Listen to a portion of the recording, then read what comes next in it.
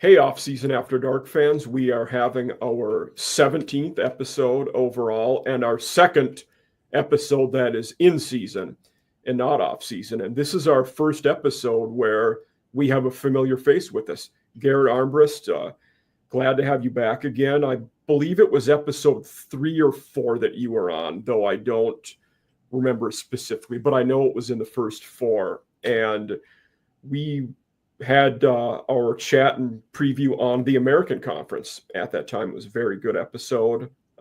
So today we're going to expand on that a little for those of you out there who weren't sure, and we're going to talk about all the G5 today. So, and through 2 weeks, there's a lot going on there. Obviously, we've had some big G5 wins, as well as a lot of paycheck games where there are a lot of teams who are taking losses that we don't know a lot about them yet. So, Garrett, glad to have you back. Yeah, thanks for having me on again. Excited to talk some more college football. Obviously, it was a good week with the USF upset and a lot of good games around the country. There were some G5 on G5 matchups and a lot of good ones too. I'm sure we're going to touch on before this next Saturday comes around. So excited to get into it. Yeah, I think that USF and Florida, that has to be the starting spot for us today. Very good win by USF. What has stood out for you, about them so far? And not only that, they also beat Boise, who was a lot of people's preseason prediction to be the best G5 team. So we got two solid wins for the Bulls.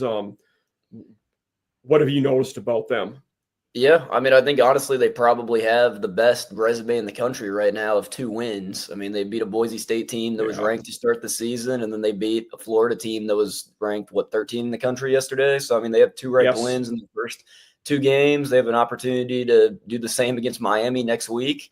But I think what stood out to me is just what they've done in the trenches at the line of scrimmage. I mean, they kind of bullied the Boise State offensive line in the Boise game 2 Thursdays ago, and it was kind of a blowout, once you got to the end of the third quarter. And then yesterday, I mean, only giving up 16 points. Again, they were able to control the line of scrimmage. And a lot of times when you see these G5 teams that play the SEC schools, that's kind of where the game's lost. But it seems like they're big enough and strong enough up front where they can compete with anybody.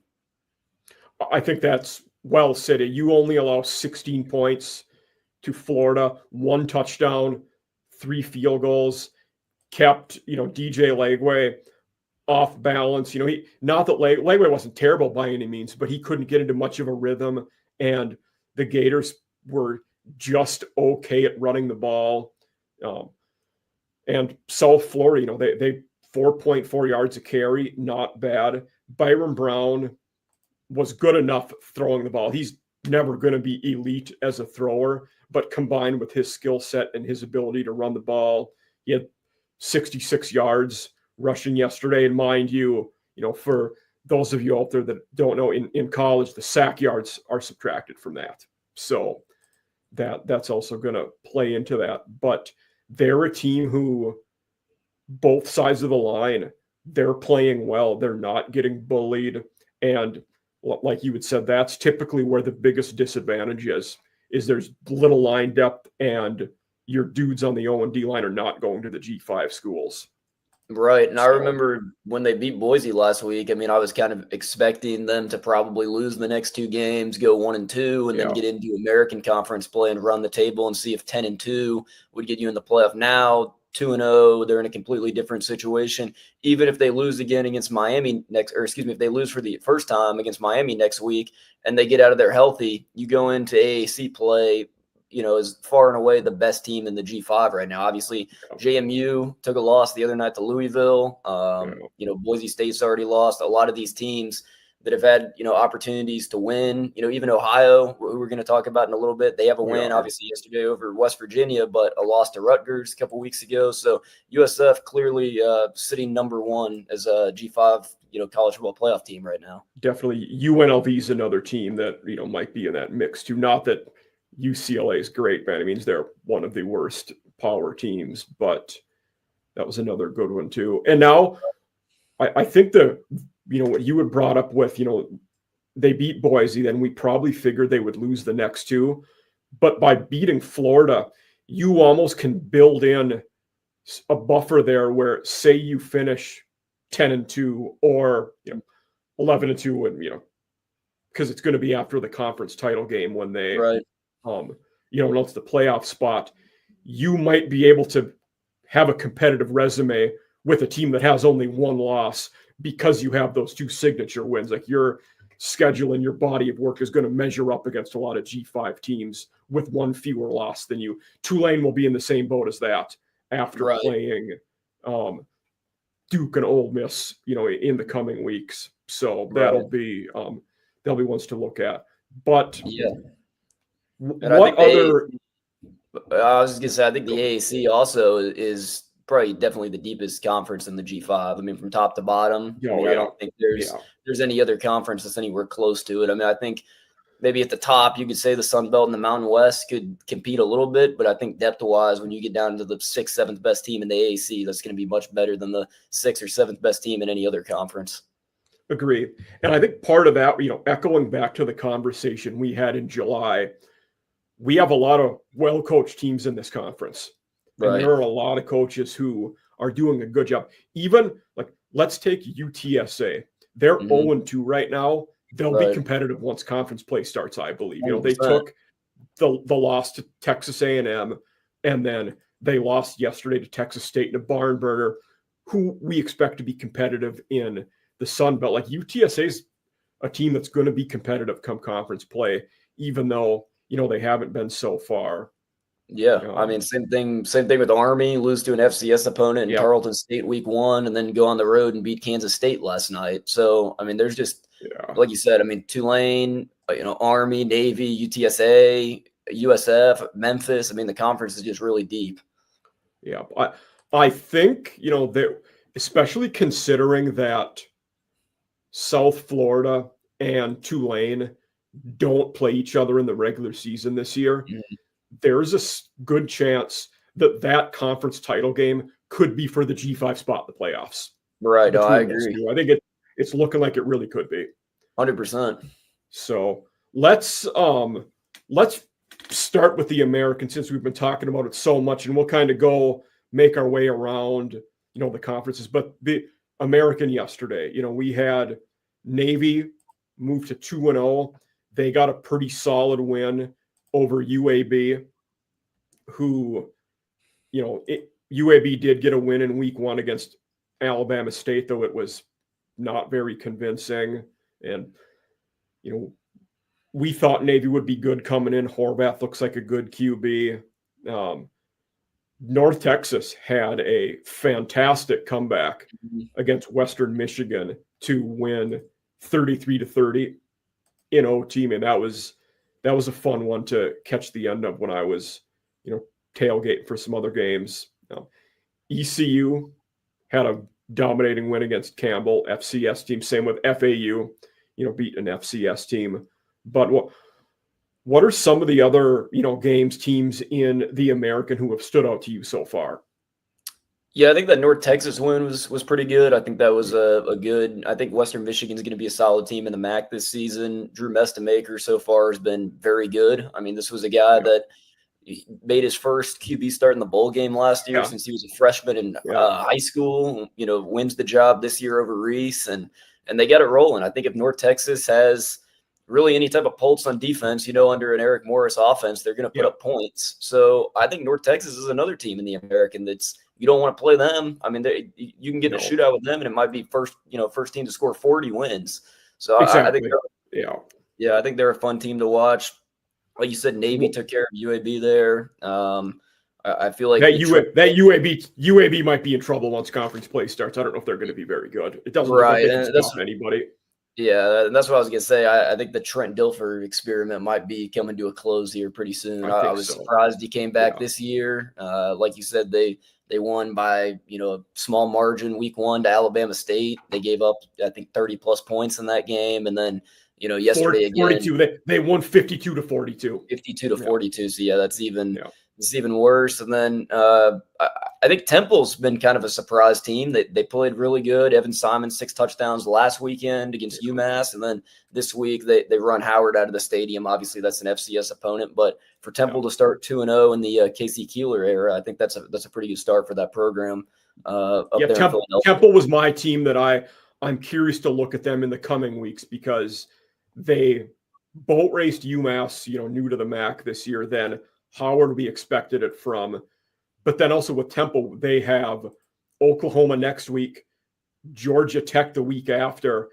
And those are 2 games where we might not learn much about them because they're probably going to get rolled in both of those 2.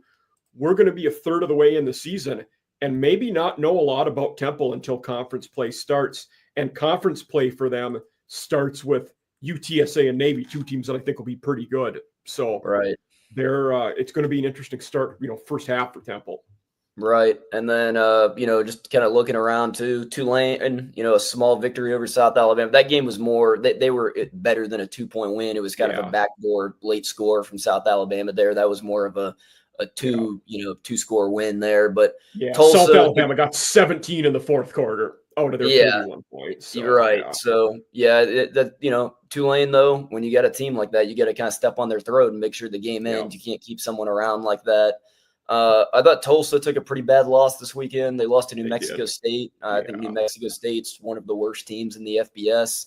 Tulsa had a pretty exciting game last week. They looked really good in week 1. They looked like under Trey Lamb, they were doing everything correct. And then you go out and only score 14 points on New Mexico State. That's pretty uninspiring, especially in a game when you're favored by 3.5 points. And you allow 10 points in the fourth quarter to an offense that I think is going to be pretty anemic this year. So just not able to finish it out. Exactly. Another team I'll be curious to look at once this conference starts is ECU. They took NC State to the wire last week, lost by a score, dominated Campbell yesterday.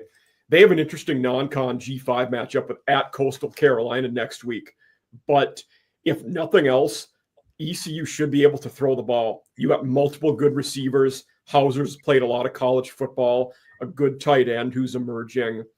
And they're a team who, another one, despite being 1-1, I think they could be an all right one. I think Yannick and Anthony Smith are 2 of the top, receivers they can be in the AAC when they're playing their best. They're very, very good receivers. And it seems as though Hauser's maybe cut down a little bit on his interception problem. That's kind of been his flaw over the last year was he threw a pretty good amount of touchdowns, but he also threw a good amount of interceptions. So if he can keep the ball, out of the other team's, hands and not give away free possessions to the other team, I think that puts ECU in a pretty good position. Because like you said, they played an NC State team, tough. NC State, had a game yesterday where they beat Virginia. So NC State's a solid team, and ECU almost won that one. So I think they'll be definitely a probably 7-8 win team, I would think. Yeah. One of my favorite hires in the offseason was Tim Albin going to Charlotte. And I had a Charlotte guy on, Hunter was his name, from Highway 49 podcast a couple weeks ago. They were, I don't want to say apprehensive, but they thought it would take time and that team wouldn't take off right away. That looks to be the case. Their offense has not been good through 2 games. They opened up with App State where they scored 11, and then North Carolina, they scored 3. So Charlotte might, it might be a rough year for them, but I do expect them to get better once Albin gets everything in the system. It's almost like a true year 0 for him, in this case. 100%. I mean, Connor Harrell, only 282 passing yards for the first 2 weeks. Obviously, that's not going to get it done. Defense, though, to hold UNC to 20 points, I mean, it's pretty solid. I mean, that's if you can do that in conference play, I mean, that's going to put you in position to win football games as long as you can keep up with, with some scoring. Yeah. So I think they just need to figure out a way to put some points on the board. But like you said, this is a year 0. Everyone knows that Tim Albin was a great coach at Ohio. He's going to come to Charlotte, and he's probably going to make Charlotte a pretty solid football team. It's just not going to happen right now. I think in 3-4 years from now, though, they could be a pretty solid team. I agree. I think that hit the nail on the head there. And we'll talk a little bit about some of these conference games next week, later on in the show, but there's a few next week that North Texas, Washington State could be a fun one. Washington State has started better than I expected. I didn't think they would dominate San Diego yesterday like they did. But I will give you dealer's choice, Garrett. What conference do you want to move to next and talk about? Just go up and talk about some Sun Belt. Awesome. So I am in mourning yesterday, as yes. many of the people can see the flag behind me. The Thundering Herd did not acquit themselves well against newcomer Missouri State. They, week 1 at Georgia, they covered the spread. I guess that's about all you can, say about week 1. But let's start off the Friday night game. The team that I picked to win the Sun Belt preseason, JMU. I still would stand by that claim. They went to a good Louisville team, and it was tied going into the fourth quarter. They didn't get it. Obviously, in the end, lost 28-14. But JMU is rolling with the 2 QBs, Barnett and Sluka, both playing, and I think they're going to be salty in the conference schedule.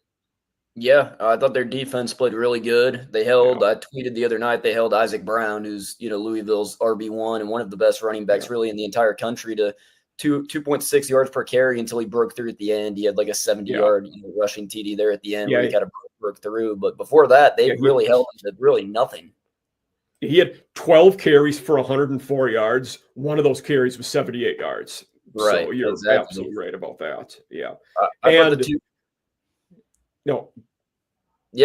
was just going to say, usually the 2 QB system kind of means you don't have a QB. Obviously, in this situation, it's a little different. Barnett's coming off the injury. Sluka is kind of just in there as a run guy, kind of knew he wasn't going to pass the ball. But if their offense is going to be better, I think if they're going to continue that 2 QB, set that they're running, I think Sluka is going to have to get a little bit better in the passing game, because when Alonzo Barnett is healthy, he's one of the best, quarterbacks in the entire G5. But when he's only, able to allow, when they're only allowed him to do 50% of the stuff, it's a little bit more difficult to get into a rhythm and whatnot. So I think once he's back to 100% health, it'll be his team, though. And Sluka was by far their leading rusher in that he had 83 yards. The second guy had only 31. But I think as we go along, we'll see, George Petway was a good running back last year. I think he'll get more of a share as the season goes on. And for them, that probably coincides with Barnett getting healthier. And then unless Sluka's throwing better, like you said, his playing time might diminish there. So we'll see what happens there. But another fun one, JMU Liberty next week could be a fun game. Yeah, that could be. I think James Madison will probably definitely beat them after what Liberty looked like yesterday. But it's always fun. I thought they would look better against Jacksonville State than they did. Yeah, exactly. But nevertheless, it'll be a fun in-state game. Yeah. Troy took Clemson further than I thought they would. They were up at halftime. Second half, Clemson took the paddle to them. But that game was 16-3, Troy at halftime, and then they ended up losing 27-16. So, Crowder, they get up to a start there. Yeah. Unfortunately, Goose Crowder, Troy quarterback threw for 3 interceptions, which kind of put the nail in the coffin there. But still, nevertheless, a Troy team that I didn't think would be very good this year took one of the better teams in the country all the way. So that's pretty darn impressive out of them. Yeah, and Troy running back Tay Meadows through 2 games has 262 yards rushing. Very impressive tally there. That is very good. He's been solid through 2. UL Monroe is, I think they're going to steadily get better. Brian Vincent took over an awful situation, one of the worst FBS programs. They won 5 games in his year 1 last year, albeit they finished the season poorly. They got off to a hot start, didn't finish well, dominated St. Francis in week 1, got rolled by Alabama last week. I don't think we've learned much about them. They dominated when they had to, got rolled when we expected them to. We know they'll run the ball a lot. Brian Vincent's teams always have a run-heavy approach. 6 of his 8 seasons as an offensive coordinator, play caller, they have been the slowest pace of play in the country. That doesn't happen by accident. But UL Monroe, UTEP next week could be a fun one. That could anything be a fun. anything with UL Monroe that stands out to you? Armienta seems to be a guy that fits his system all right. Yeah, I think what you said. I mean, Vincent was kind of put in one of those situations where before he was hired, I mean, they were kind of one of the bottom, tier FBS teams, got him almost to a bowl game last year. Obviously, it hurt to lose Ahmad Hardy to the transfer portal. I think that guy is an incredible running back, already one of the best running backs in the SEC. But yeah, I mean, losing to Alabama yesterday, after Alabama lost to Florida State, I mean, whoever they played yesterday, they were going to roll. That was a complete revenge. Oh, it was. Absolutely. I mean, that's just happened. UL Monroe was just there to have to be the one taking it. But I think they'll be solid this year. I think making a bowl game will be difficult, but I don't think that they're going to be, an easy game on the schedule for any team. No, I think that's very true. And the way they play, Alabama notwithstanding, they're going to limit possessions and mistakes so much. It's going to be competitive games. Like, they're a team, when it gets into conference play, if they're ever an underdog by 2 possessions, I'll probably pick them to cover, because the way they play is going to keep it close. Right. Exactly. No, I think that's very fair. Yeah. Another team in that conference, I was low on Appalachian State going into the season. They started off 2-0. We talked about the Charlotte game. Then they beat FCS, Lindenwood last week. They have a conference game next week they're at Southern Miss, but Appalachian has started off better than I thought they would, to their credit. So they'll be an interesting one for, can they get to 6 wins in a bowl game, I think will be the question there. And they've certainly started off in a good spot to do that. Right. Yeah. I was going to say one guy that stuck out for me is Rashad Dubignon, their running back who transferred from Arkansas, over 300 yards in 2 games. That's good. Yeah. That's very good. I thought A.J. Swan week 1 looked really good. Obviously, former SEC quarterback at Vanderbilt, and I'm forgetting where his first stop was, but somewhere else in the SEC he's been as well. LSU. Vanderbilt, LSU. That's it. Yep. So he's looking pretty good. Obviously, kind of sloppy yesterday against an FCS opponent, kind of very similar to Coastal Carolina yesterday. They were also sloppy against an FCS opponent, but nevertheless 2-0 to start the season. With a new coach is never going to be a problem. No. Let's talk about the other 2-0 team in the Sun Belt now, albeit the other division, Texas State, who has beaten 2 better teams than that. Taking on ETSU in week 1, beating them pretty handily, and then yesterday going to San Antonio and beating UTSA. This Texas State team, it's looking like them and JMU might be the top dogs in that conference. Yeah, I think so. I think they're going to be. Yeah, I think their offense at Texas State's looked really good this year. Brad Jackson at quarterback's been very good. Lincoln Pear at running back's been good. And then Bo Sparks, I think he already has like 6 touchdowns on the year at wide receiver. He's been really good, putting up a lot of points. I think it's going to probably be between them and Louisiana, and Arkansas State is kind of the 3 top dogs in the West. But absolutely. With the Louisiana quarterback injury, I don't know if Louisiana's ceiling is as high as it could have been before now. But losing Walker Howard was a big one. Yeah. Right. Yeah. And Arkansas State got rolled yesterday by Arkansas. Oddly enough, the first time those 2 teams have ever played. But Arkansas State's another one of those. I don't know how much we've learned about them. Throttled an FCS team, got throttled by Arkansas. And then next week, they play Iowa State. I don't know how much we learned about them next week either. So they have Kennesaw the week after that for their last non-conference game. I was very surprised to see that Iowa State is going to Arkansas State. You wouldn't think that would. That's kind of an interesting one for sure. I believe there's a couple of schools doing that though this year. I think BYU's going to East Carolina. I know obviously West Virginia was at Ohio this week, so it does happen a little bit, but definitely not something you see very often. There are a few this year where but that Arkansas State, 8-win team last year, I think come conference time, they'll be pretty competitive. Southern Miss got the first win of the Charles Huff era after losing to Mississippi State. I don't know how good they'll be, but they will certainly be much improved from the 1-11 that they were last year. Yep, they've already hit last year's win total 2 games into the season. So, yeah. I want to get this out of the way. We'll talk about my Thundering Herd. Took the loss to newcomer Missouri State yesterday, 21-20. You know, it was a battle. There, some of the play calling and decisions, you know, and execution, you know, were not good. I think anybody who watched that game would admit as much. It might be Tony Gibbs is another one. It's a true year zero with all the roster turnover here. So I don't have too high of expectations, but hopefully they can just get better and get everything going in the right direction. Right. Yeah. When you have, you know, pretty much your whole team from last year that won a Sun Belt title and completely different rosters this year, it's hard to build momentum. It is for sure.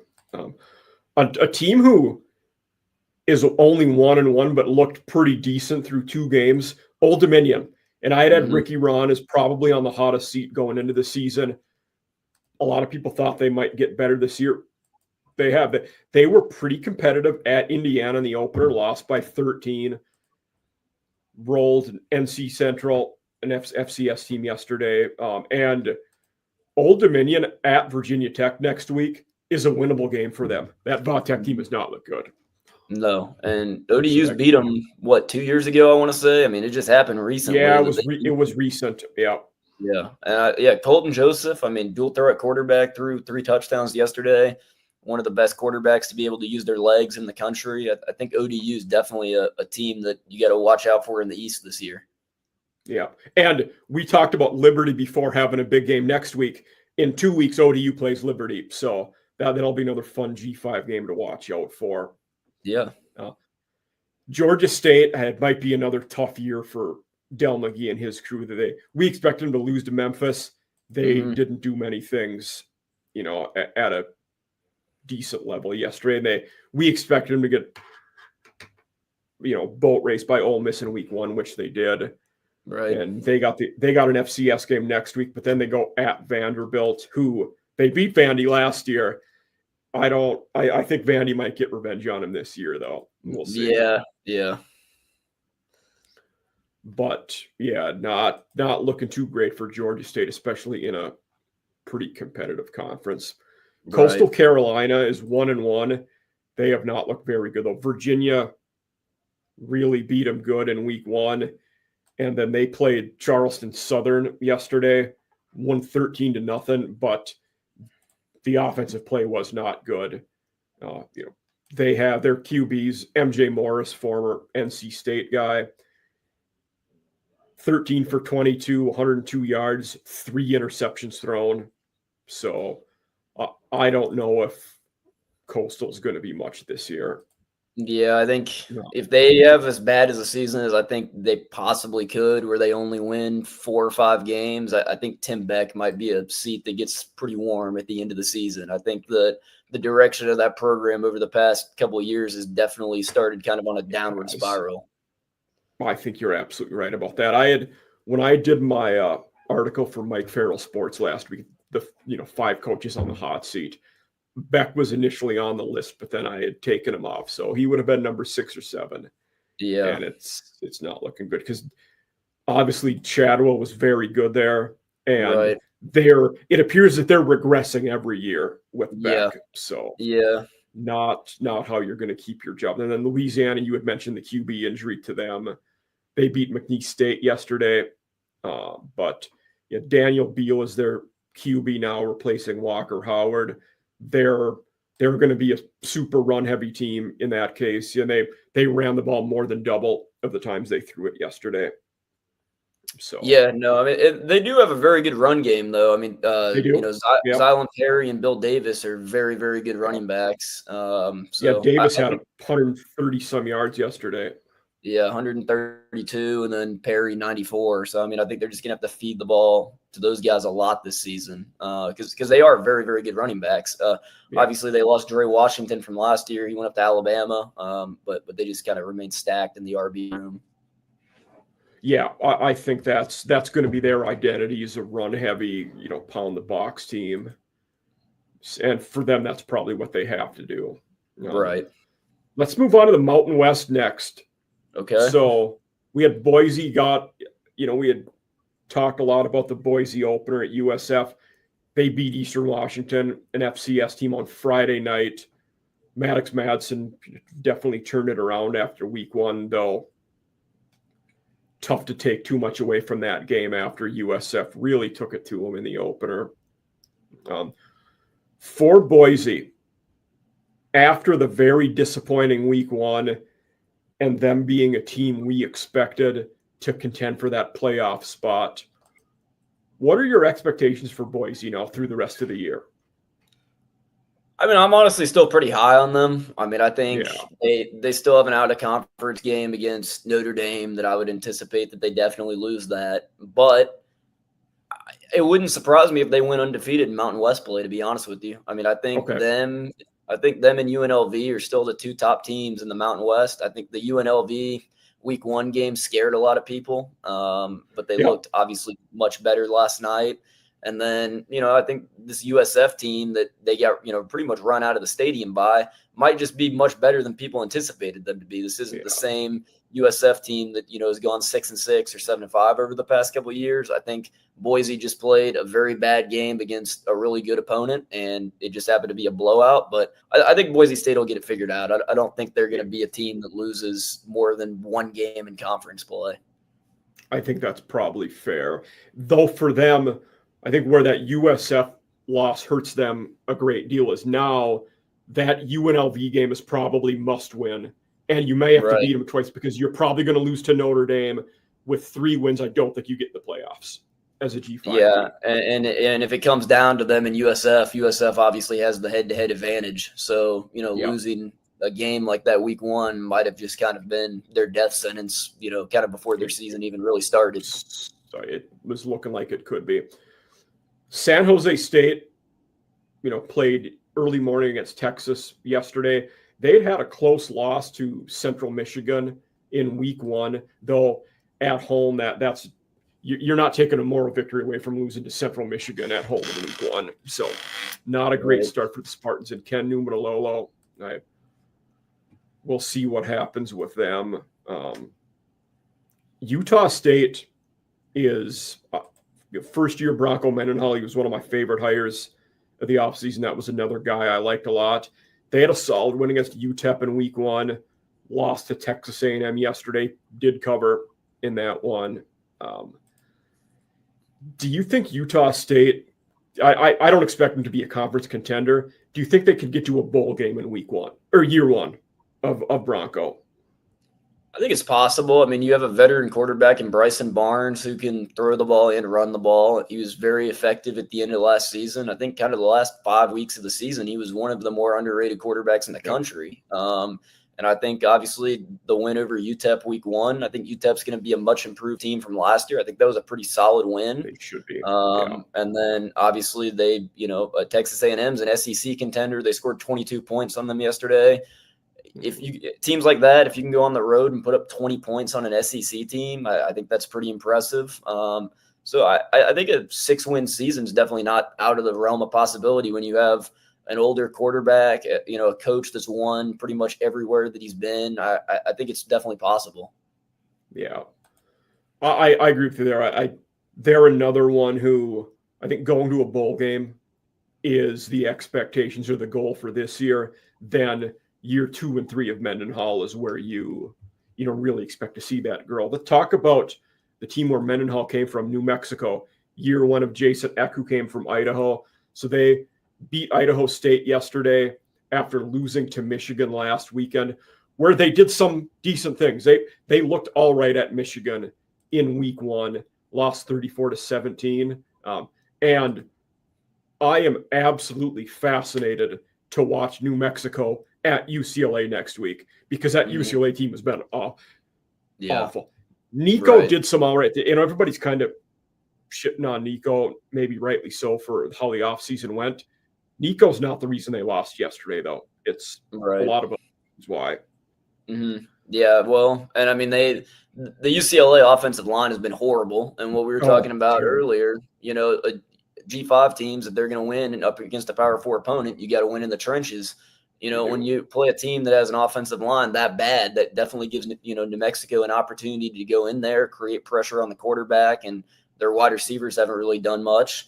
And the New Mexico staple over the past 2 seasons is score a lot of points. Obviously, last year was a completely different team, but they're not going to be afraid to score points. Eck coming over from Idaho, they scored a lot of points there, and I think they have enough playmakers on this team where they can get in some shootouts with some teams. And the way Eck is coached, I think, makes them a tougher matchup for UCLA because they've built from the trenches outward on both sides of the ball. And you had said that's where they're going to build from and prioritize is exactly where UCLA has been struggling.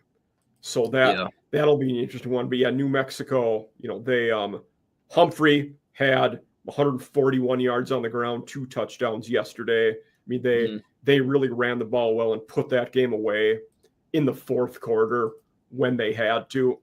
Yeah. So he was a great running back at Montana State too. I thought that was a very underrated portal pickup that they were able to get him this offseason. I honestly thought he probably could have gone to a program that might have even been better, but they were able to land him, and I think he's going to be a really good running back in the Mountain West this year. Yeah, I think that's absolutely true. Yeah, they had, that's a pretty heavy FCS transfer team. Jack Lane, their QB, I think he was Montana last year. But he was Idaho. He was with Eck last year. He came over. Yeah, he came over with Eck. Right. Mm-hmm. Yeah. And Humphrey was a Montana State guy. But that, we talked about that O-line. Their whole O-line is portal guys. You had Air Force, a JUCO guy, Murray State. The center, Caden Robnett, was another one. He came with Eck from Idaho. And then Richie Pierce was at ECU, though he was at New Mexico last year. So that line will be beefed up. We'll see if they can give UCLA a game next week. Colorado State really struggled yesterday against Northern Colorado. Did you catch any of that game? Or I saw the ending of it where Northern Colorado looked like they got the game stolen from them. It looked like a catch to me. I don't know what your opinion on it was, but so that's why I asked. I didn't see it, but I heard about that scenario afterwards. Yeah, it was just a pretty obvious touchdown to me. I mean, it was kind of one of those where the receivers kind of penned up to the DB, and when they went to the ground, they didn't really know where the ball was, but I'm pretty sure he controlled it the whole way. But I don't know. I think Colorado State's probably, they've been a competitive team over the past couple of years. I don't think Braden Fowler Nicolosi's done as much over the past year and a half as they've expected him to. He's a guy that's played a lot of football, and we haven't seen him get a ton better. Right. Yeah. So I don't know. I just don't think I have a whole lot of stock for them this year. Yeah. They were competitive at Washington in week 1, and I think Washington's going to be a good team. We might learn something about Colorado State next week. Another team we've talked about, they have UTSA next week. That could be a fun game. And if you don't buckle up the chin strap and stop the run, UTSA is going to roll you. So, Robert Henry will get a lot of yards. Yeah, he will. Mm-hmm. Yeah. So that'll be Wyoming moved to 2-0. So they only won 3 games all of last year. They beat Akron in the biggest pillow fight I've ever seen in week 1, 10-0. And then they beat Northern Iowa, who FCS, but a pretty good FCS team. They beat yesterday. I think Wyoming is going to get. Wyoming is another one. We were talking about power teams going to G5 teams. Utah goes to Wyoming next week in another one. Okay, that'll be a fun one. Utah probably rolls them. They've been a solid team through 2 weeks, but good for Jay Norvell for at least start the season well after last year. I was happy that – go for it. What were you going to say? No, I was just going to say, I mean, it appears like they have a pretty solid defense. I mean, they've only given up 1 touchdown through 2 games. Yeah. So. Yeah, they've been very tough to run the ball on, and they're forcing turnovers. So if you're doing that consistently, you're at least going to make it so, as long as your offense isn't terrible, you're going to be in games. Right. So they'll, in fact, their former head coach, Craig Bull, his son Aaron is the D coordinator there now for Jay Norvell. Okay. So one I was happy about, was nice to see Nevada get a win yesterday. I was a big Jeff Choate fan. Like that hire 2 years ago. They, last week Penn State rolled them. Yesterday, they eked out a win against FCS Sacramento State, who had a lot of offseason buzz with Brennan Marion going there. But for Nevada, you're 1-1 now. Hopefully you can get a win next week. You have Middle Tennessee at home, who is among the worst teams in the country. They're not good. We'll talk about them more when we get into CUSA, but I don't know if Nevada's going to be, they were poor last year, in what was basically, a year zero for Choate, 3-10, but hopefully they can get 4 or 5 this year, and get a little better. Right. Let's talk a little bit about the UNLV game. They won 30-23 against UCLA. That's probably one of them we should dive a little deeper into than just being surface level, but they're 3-0 now. They had looked very poor in the first game against Idaho State, then got better against Sam Houston last week and won that game by 17. Then you play UCLA yesterday and beat them by a score. So what's UNLV done well at? Where are they improving on the field as the season starts? Yeah, I mean, I think they're still scoring points. I think Calandria he's been pretty good. Obviously, week one was kind of a mixed bag between him and Alex Orji. They were trying to kind of figure out who the QB1 was. I think Calandria gives a little bit more. He can throw the ball and run the ball. Orji's obviously a great athlete, but I think Calandria just has better pocket awareness. He can throw the ball a little bit better. I think Jet Thomas is the best running back in the Mountain West. Didn't have, an insane game yesterday by any means, but he pretty much single-handedly won the game for them week one against Idaho State. Obviously, they beat Sam Houston last week and then, beat UNLV this week. So, I mean, they've got things rolling again. A lot of former 4 and 5 stars on that team. Denver Harris, JoJo Earl, Justin Flo. I mean, there's a lot of guys on that team that were high-level high school players that they're getting another chance here playing under Dan Mullen, and I definitely would not count out UNLV. I think people definitely overreacted a little bit to week one. One of them, maybe the best G5 versus G5 game next week will be UNLV at Miami, because that Miami team has a good run D. Chuck Martin is a heck of a coach. Right. And at the very least, they will make UNLV work to run the ball. Now, I don't know if Miami can score enough to stick with them. Daquan Finn hasn't looked great, but it still could be a fun game. Yeah, no, I think it'll definitely kind of depends on what Finn does. I mean, obviously, at Toledo a couple of years ago, he was one of the most, electric quarterbacks in all of the country. If he can get back to any type of level of play from, 2022, I think there's definitely a chance that game will definitely be competitive.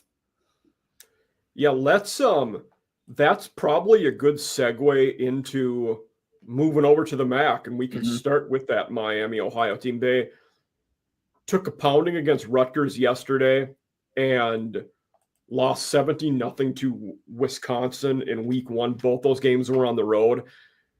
They took these games as payout games. We expected them to be where they are, which the MAC is, in my opinion, always the toughest to gauge non-con game, because they're fine with just getting blown out and taking paychecks. They don't panic. They'll play the subs when they're getting rolled. They're not. It's almost like they take the foot off the gas pretty early in prep for that conference season. But I have little doubt that the Redhawks will be competitive come conference season. And even though obviously the UNLV game is not a conference game, it could be a fun one next week. Right. Yeah, I agree. Then we had Northern Illinois. That was a Friday night game against Maryland. They were competitive in that game up till the end. They lost by 11, which, it's interesting one because they played FCS Holy Cross in week one. Looked terrible. They were not good, but they did a lot better against Maryland on the road, where it was a one possession game going into the fourth quarter, and then they were down 13-9. Maryland got the long touchdown pass in the fourth, and that was all she wrote. But Northern Illinois, in their last year in the conference, I don't expect them to win it. They'll be middle to top half of that conference, though, I think. Yeah, right. No, I mean, they're another one of those teams where they have a very good head coach, but they were just extremely portal heavy this year. I mean, they had, I think, like 70 players come in or something. So those teams especially take, a couple extra weeks probably to gel into the season. And that might have been why you saw the result that you did against Holy Cross. But they played pretty well against Maryland. I mean, Malik Washington looked really good at quarterback for Maryland week 1. And I mean, he looked fine on Friday night, but I thought the NIU defense did a great job to only give up 20 points. I think that's nail on the head there. That's a good take. Let's briefly, and I mean briefly, touch on the team who might be the worst in the FBS, Kent State. They eked by Merrimack last week, 21-17, got rolled by Texas Tech yesterday. They have Buffalo next week. Then they have 2 ranked games, Florida State and Oklahoma. Things are not going to get better for Kent State this year. They probably won't win another game. I wouldn't think so. Another situation where their head coach leaves during the offseason. Defensive coordinator takes a job at North Dakota State like a month before they get into camp. I mean, just kind of a disastrous situation for them. Don't really have too many standout players on their team. No. Yeah, I mean, like you said, I don't see honestly how they do anything better than 1-11. Yeah, and I almost feel for Mark Carney, the interim head coach, coordinator. He might be a good coach. We're not going to know though, because that team and roster is so bad. Like he's a guy that down the road will probably might succeed. He'll be around the game for a long time. He has a pretty good track record. He was at Charlotte and Kent State for a bit, but this team is just so bad. We're not going to learn anything about him as a coach. Right. No, exactly. And moving forward for Kent State, it's going to be tough to attract a decent head coach. Like, I don't know, like that might be one of the things that potentially could help him if they can't find anybody else. Maybe he backdoors into the job long term. Like I just don't know what you do. For me, if I'm them, you're kind of seeing in the portal NIL era, the G5 teams doing one of two things. You're either hiring the young guy who's hungry for his first job or the older, successful veteran who's been there. I would probably lean the veteran route if I was Kent State this time. Yeah. But what veteran's going to want that job? Right. I mean, I guess the other counterpoint to that would be maybe a young guy that rejuvenates the program, because I just don't see how they're going to get commits and people to play there if they have this. I feel like you just need some type of juice there's no juice in the program at all. Right? There's no juice like Scotty Walden, Trey Lamb, John Summerall, young Zach Lee type guy Eric Moore, like the dudes that are going to come in, and that's a good take where maybe more than anything you need buzz because you have zero of it at this point. Yeah, exactly. I mean, even just someone that can just start like a high octane offense and see what happens. I mean, it's obviously probably not going to go well the first couple of years, but they're not going to score points. I mean, it's ugly. I mean, they're by far like you said, high octane, or you do like an option type theme, like because you're going to be so talent deficient, you're going to have to win by being different. So you got to do something that teams only prepare for when they play you. That's probably the only path. Yeah, that's how Central Michigan beat San Jose State last Friday, and they just ran it completely. I mean, we knew that that's what they were going to run this year, but I mean, it's just completely different than any other team you're going to play outside of the academy. Rice got to win doing it. That's what they're doing with that weird Scott Abel offense too. So I said we would be brief on Kent State. We were not, but that is okay. Central Michigan, you talked about, they got the win in week 1. They lost to Pittsburgh yesterday in a game that really after halftime wasn't too competitive, though in the first half they did some all right things. They held Desmond Reed relatively in check, which would be somewhat of a solid for them. Bowling Green was pretty competitive with Cincinnati yesterday after Bowling Green got the win against an FCS team in week 1. I don't know how they'll be this year. We have year 1 of Eddie George, so at least they have buzz and juice going around that program. Mm-hmm. I don't know how Cincinnati might struggle this year too, but yeah, we'll see. We had touched on Western Michigan and North Texas. WMU really pissed that one away yesterday after losing to Michigan State in the opener. A game yesterday you should have won. You should have been able to finish out North Texas, and then especially for Western, you probably start 0-4 now because you have 9th-ranked Illinois on the road next week. Then you have Toledo the week after, who's probably the best team in that conference. So, right. I don't see a scenario where Western doesn't start 0-4, and that's too bad for them because I was not a Lance Taylor guy like in the beginning and was not thrilled about that hire. They did some good things last year. They were better last year than they were before. He had them doing some good things, but we'll see if that can continue this year. Pete Lembo at Buffalo, they pretty competitive with Minnesota in week 1. That was a game that went down to the end.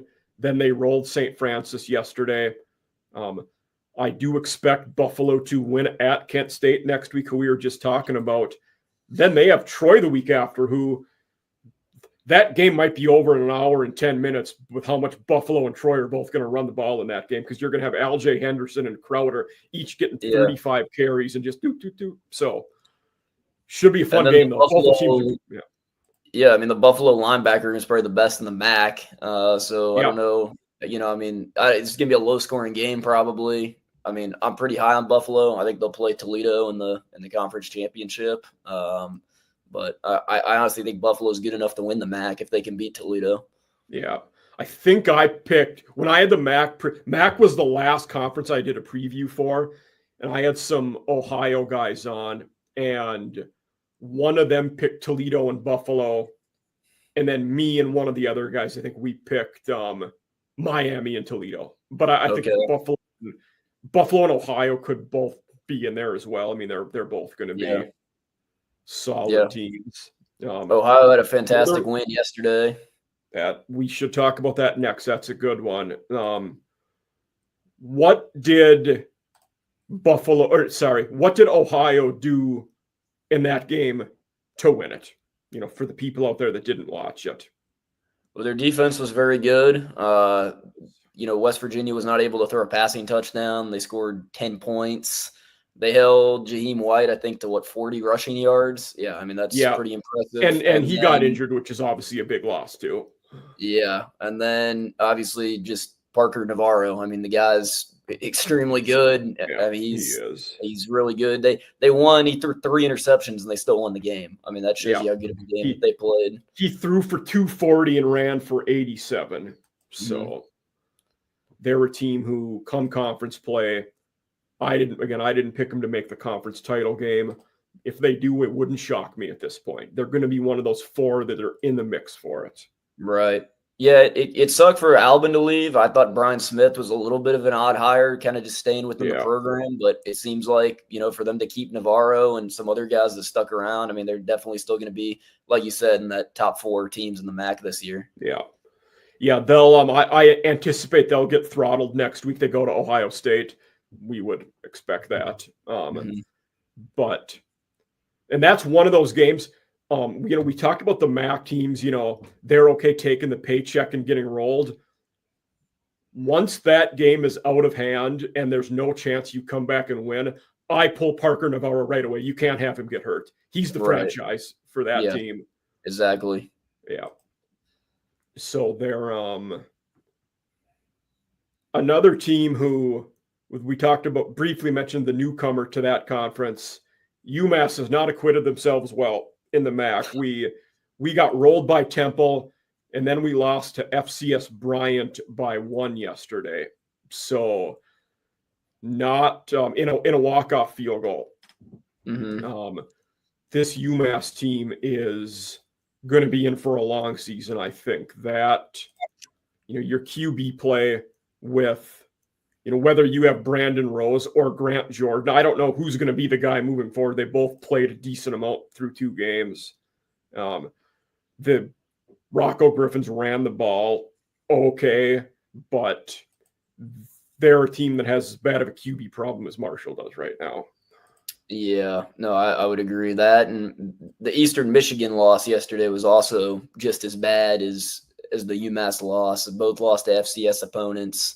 Eastern Michigan did not look good yesterday at all. To a team that lost a 55-0 to Florida the week before. Yeah, exactly. That had less than 100 total yards of offense to Florida. Boy. So yeah. But Toledo looked great, though. I mean, they beat a very good Western Kentucky team and never was even a game. Yeah. I guess. Go for it. Yeah. Oh, yeah. I was just going to say, they did a pretty good job of holding, Maverick McIver through an interception. That was his first one of the season. Yeah. Parrish, their running back, didn't really do a whole lot. So, no, I mean, Toledo looked really good. And Tucker Gleason really didn't even have to do much. No, he didn't. Yeah.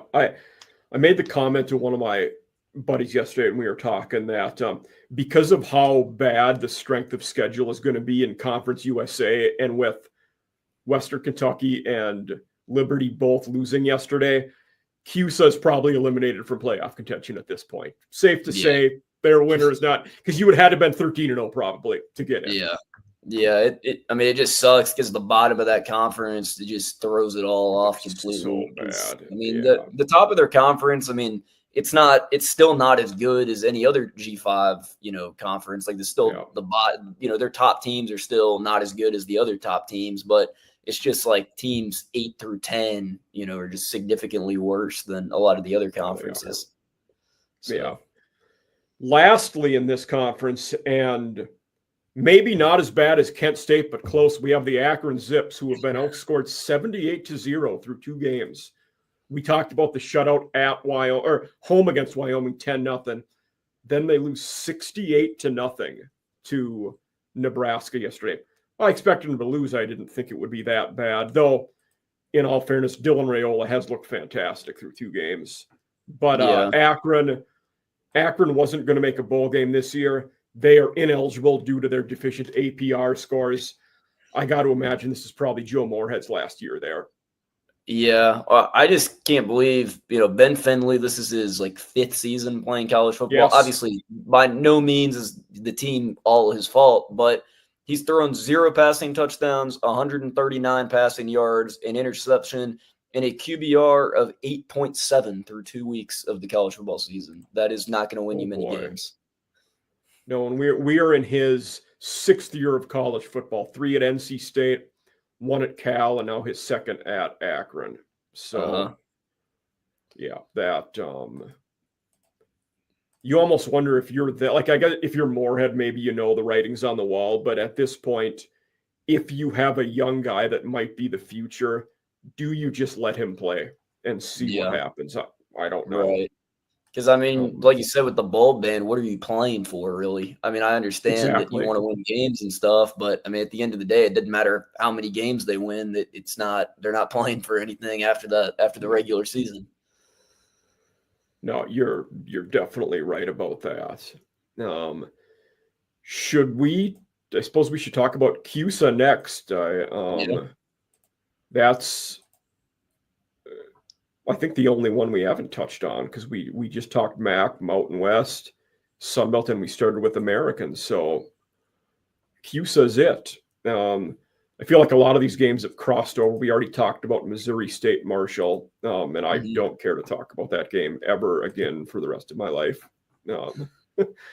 Florida International, we expected them to get, beat by Penn State yesterday. They beat Bethune-Cookman last week, FCS team, so we haven't learned much about them.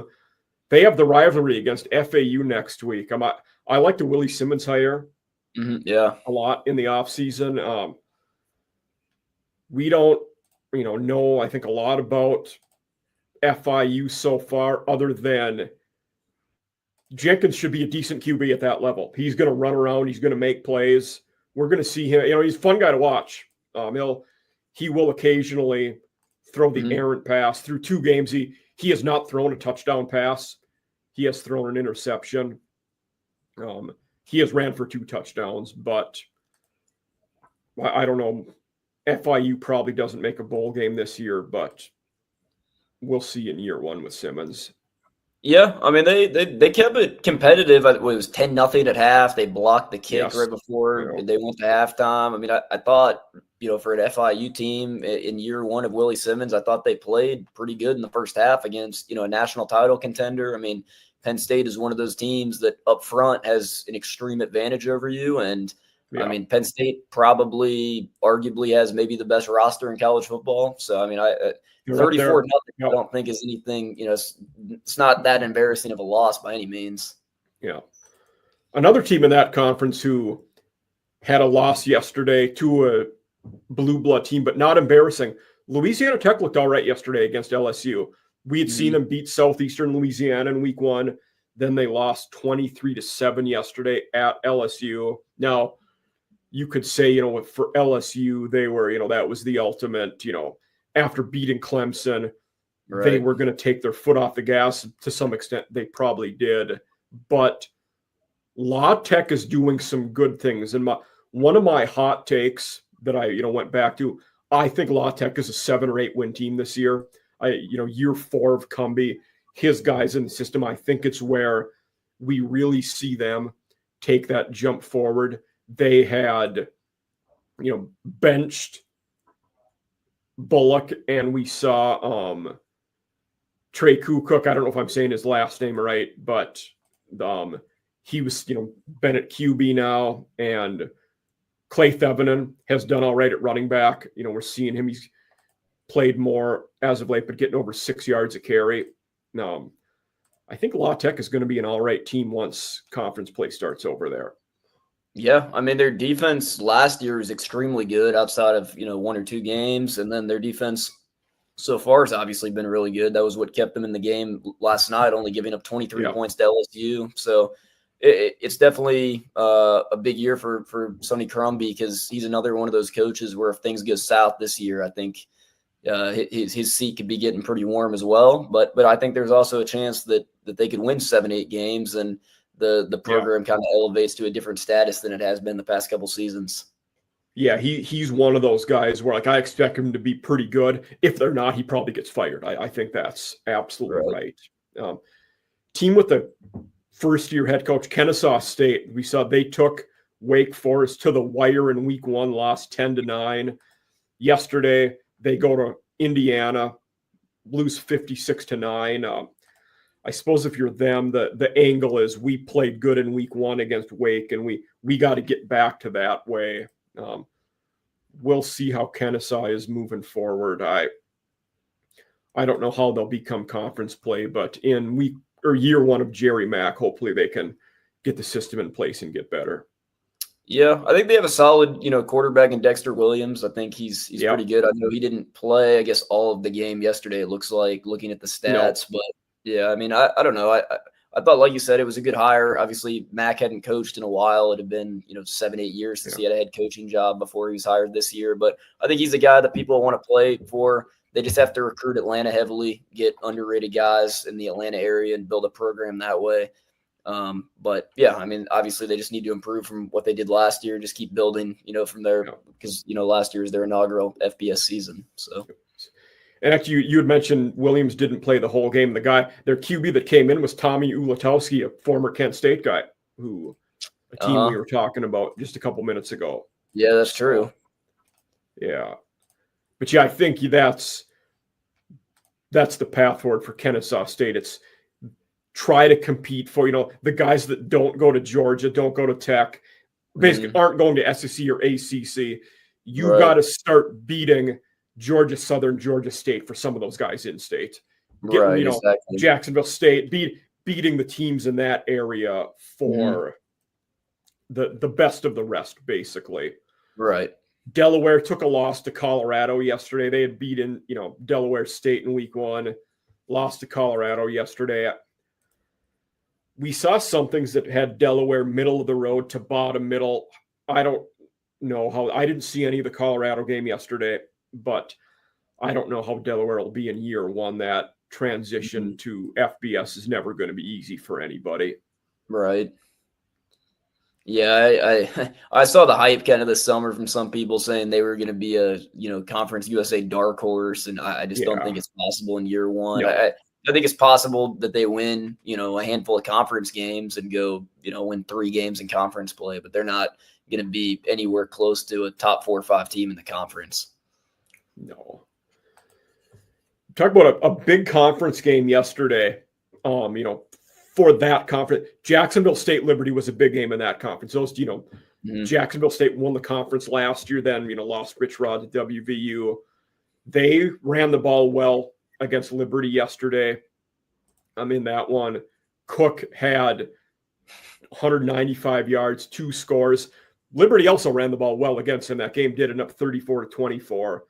But in a big game for that conference landscape, Jacksonville State won, and they're a team, based on, like you said, the bottom half of that conference. Jacksonville State could win 8 games this year just because they're going to have a better roster than most of the teams they play. Yeah, well, they were another team. Obviously, a lot of roster turnover as Rich Rod goes up to West Virginia. But, they're obviously off to a much better start, I think, than most people would have expected. I think most people would have had them penciled in 0-2 to start the season. They beat Liberty, who I think pretty much everyone was predicting, Liberty and Western Kentucky to possibly be the top 2 teams in the conference. Everybody, everybody. Jacksonville State, saying, hey, wait a minute, we're still here. We won it last year. And, honestly, they probably should have beat UCF last week. They could be 2-0 right now. 17-10, Yeah. So I think they'll definitely be a lot better than people expected them to be. Yeah. And let's talk about Middle Tennessee next, who lost by 20 to Austin Peay, an FCS team in week 1. They go to Wisconsin yesterday, lost 42-10. That game was actually closer early on. It was a 14-10 game at halftime. But Middle just couldn't get anything going in the second half, and on defense, they were bad. Even though we're only in year 2 of Derek Mason, I don't know if he sees year 3 if things keep going this way. They do not look like they have much of a pulse anywhere on the field. Yeah, it's unfortunate because he was solid at Vanderbilt. Obviously a tough place to win at, and he had some solid seasons there. And comes to MTSU, and obviously did not go very well last year. They went, I think, 3-9 last season. And, that's exactly it. It looks like that might be a pretty similar record to what they're going to be going for this year. Losing your week 1 game to an FCS opponent just puts you majorly behind the 8 ball, because that's supposed to be a free win that you get, and going into the next game 0-2 opposed to 1-1 is completely different. So I'm gonna have to see a little bit more out of Vattiato, their quarterback. Obviously been there for a long time. I always struggle with this. I don't know if they're, after watching him this year, I don't know if there is more in him, because he's played a lot of football, and that's kind of what he is. Yeah, I feel like he gets hyped up every offseason. He does. He throws for, his past 2 seasons, he's thrown for, 3,000 yards, but he just throws for a lot of interceptions. And then, they lost Amari Kelly, who went to Michigan State. I just don't think they have the skill position players really this season. I had a Jacksonville State crew on for one of our preseason CUSA games. State of the Gamecocks is their podcast. They were fantastic, but they hyped him up. And then last week, after their opening loss to Austin Peay, I got a DM on Twitter. Sorry about the Vattiato hype. That tells you where we're at with them. No, it does. It happens every year. He has the potential. He just, I don't know. It's just one of those things where I think the stats are a little misleading. Yeah. So Western Kentucky took a bad loss yesterday. Not that we're not shocked they lost to Toledo. We expected them to be, for a team who consistently is a conference contender, we expected WKU to make that a game. They really didn't. Toledo was hands down the better team. Right, 100%. Still pretty high on Western Kentucky. I think McIver's a really you got to be quarterback, but I think that was just Toledo's, one of the best teams in the G5, and Western Kentucky, yes, they're probably the best team in Conference USA, but that was just a Toledo team that was out for blood after losing a game to Kentucky last week that they felt like they could have won. Agreed. Yeah. New Mexico State beat Tulsa. How New Mexico State is 2-0, I have no idea. They beat Bryant, and then they beat Tulsa yesterday. You had talked about a letdown game for Tulsa. Mm-hmm. But I said this before, if I was ranking all 134 FBS coaches, I might have had Tony Sanchez dead last in the preseason. They're 2-0. I'll give them credit for that. Better than I thought they would start. Logan Fifes looked pretty solid at quarterback. Yep. I mean, they let him throw it around yesterday. I mean, he threw 44 passes, completed 27 of them, thrown for 4 touchdowns this year. He was the leading rusher on their team last game, only 28 rushing yards, but looks like it's going to be kind of a pass-heavy offense, but we'll see what they can do once they get into conference play. Again, I think I cement the same stuff as you. They're probably not going to be very competitive. Yeah. I think that was more of a horrible loss for Tulsa than it was a good win for New Mexico State. But like you said, 2-0, you got to give him credit. When we were talking about Lane before New Mexico, that's who I got him confused with the transfers. Fife was the one that was at Montana. Yep. He was. I thought he had committed somewhere else in the spring, maybe, and then he went to New Mexico. I thought Fresno State was on him, if I remember correctly. Yeah, I think they were. I think you were right about that. Yeah. Okay. Yeah. Because then, but EJ Warren ended up at Fresno. That's probably how that happened. Yeah. UTEP got a big win yesterday against UT Martin after, they lost to Utah State week 1. Then they looked good yesterday. Now, UTEP does go to Texas next week. We expect that will be one-sided and for a paycheck. But I think Scotty Walden is getting things moving in the right track. So, yeah, well, I agree. I think Kenny Odom's one of the best wide receivers in the G5. Yeah. Very, very good. Malachi Nelson looked really good yesterday, 4 passing touchdowns. Obviously, UTEP, they lost to an FCS opponent last year. I think they lost to Southern Utah. Obviously, UT Martin, consistent, FCS playoff team. So to go out there in a dominant victory like that, I think that's a good win for them.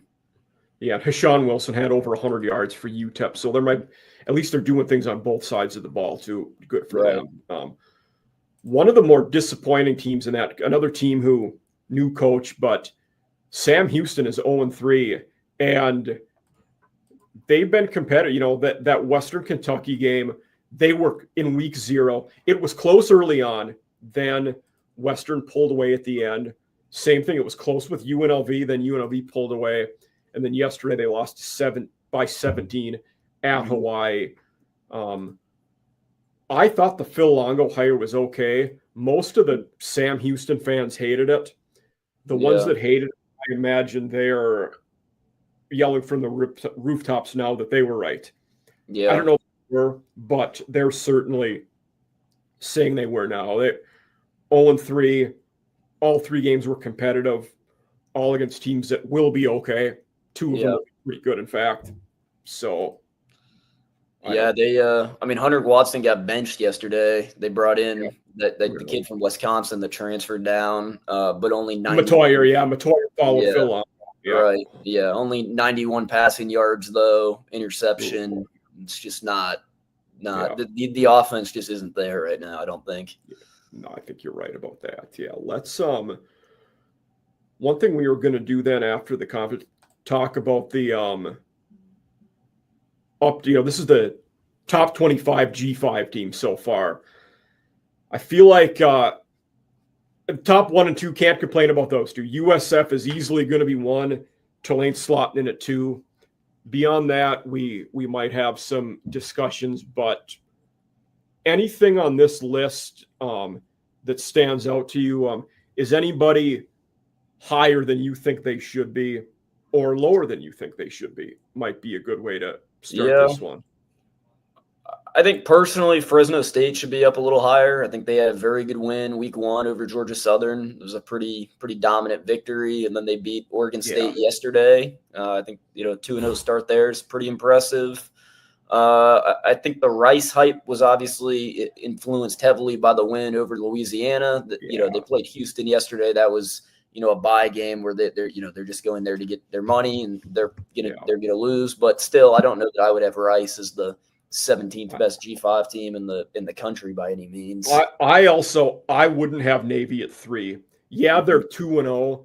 They beat VMI, which we expected, and then they allowed 24 to a bad UAB team yesterday. So if we were picking on a neutral field right now, there were several teams below them: JMU, UTSA, Toledo, Memphis, Ohio, North Texas, UNLV. I'd pick all those teams to beat Navy right now. Yeah, so I think JMU definitely needs to be 3 on here. Yeah, I agree with that.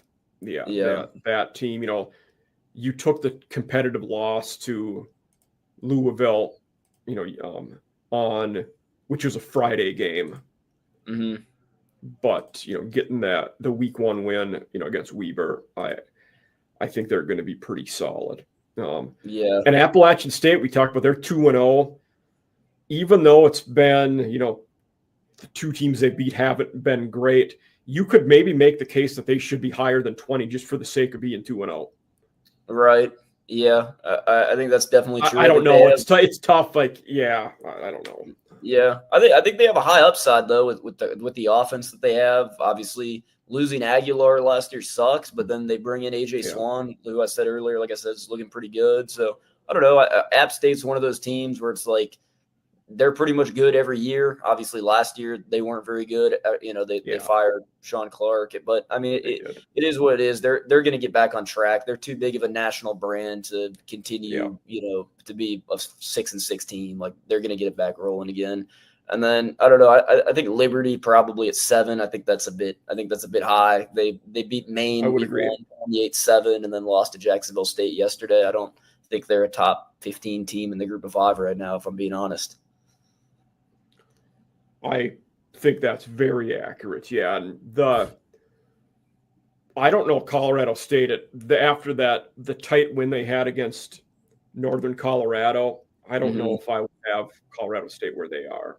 But. Yeah. I think I would also go for it. No, you. I was just saying, I think Buffalo is another team that probably should be up a little bit higher. I think they should be up. Toledo and Ohio are right there at 9-10. Miami at 18. I just find it a little strange to have Buffalo down there closer to Central Michigan than the other MAC schools listed. Yeah, I think the one I was going to, caveat was Miami, Ohio. They're, for being 0-2, it's probably fair where they're at now. You could maybe even make the case they're lower. By the end of the year, though, I think they're a top 10, top 15 team just because they're going to be good when MAC play starts. Yeah, I definitely agree with that. Yeah, it's tough to do these, early in the season because, some of the teams have played, top 10 teams in the country and some of the teams haven't. So, once you get into conference play, I guess you'll kind of know more about some of these teams because, like you said, a lot of these teams, they've played just 2 really good opponents at the Power 4 level. And you're just unfortunately not going to get a really good grasp on how good they are until they get into conference play. Let's jump the gun and make very early predictions after 2. So going through conference title games. Let's start with the Sun Belt because they have the 2 divisions. Who would you, East-West, who would you pick for the Sun Belt? I feel like this is a conference we're going to say the same 2 teams. Yeah. Who would you pick to go to the conference? Yeah. I think Texas State and JMU is really the only correct answer. Agree. Yeah. I'm with you there. MAC, we both talked about a little bit. I think for MAC, I'm still going to stick by Toledo, Miami, Ohio. I think you might differ on the other one. Who would you say in MAC? I think I'll go Toledo and Buffalo. Okay, I like it. Mountain West. Probably another one we'll agree on, but who would you is it Boise, UNLV? Is that it? Yeah. I mean, maybe Fresno can make a case if they keep playing pretty solid, but I mean, Fresno and UNLV are the 2. I mean, until someone beats them in the Mountain West, they're going to be my top 2 teams. there was a lot of hype Agreed. this offseason for San Jose State, but after that week 1 loss to Central Michigan, I just don't think – I think the San Jose State hype was more just their schedule was very easy. They avoid Boise State, UNLV, Colorado State, but I don't know. I just don't know that it's that good of a team. For me, if there would be a third one to sneak in, there probably would be Colorado State, partly schedule driven, but I think it has to be Boise and UNLV. Right. Let's see. We talked. So we have. Oh, what are the two? American. Yeah. Who would you go AAC? I think Tulane's the obvious one, and then I said preseason Navy, but I think I'm going to switch it to UTSA. Okay, I think I'm going to go Tulane and USF. Okay. In that one, but UTSA I think UTSA is going to be very salty.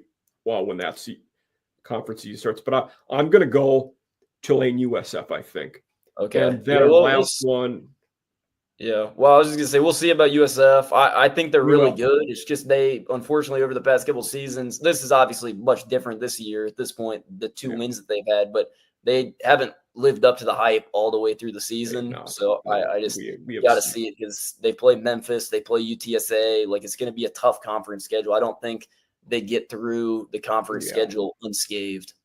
Memphis is one that it's always tough to count them out. They're always competitive and up there. Right. Yeah.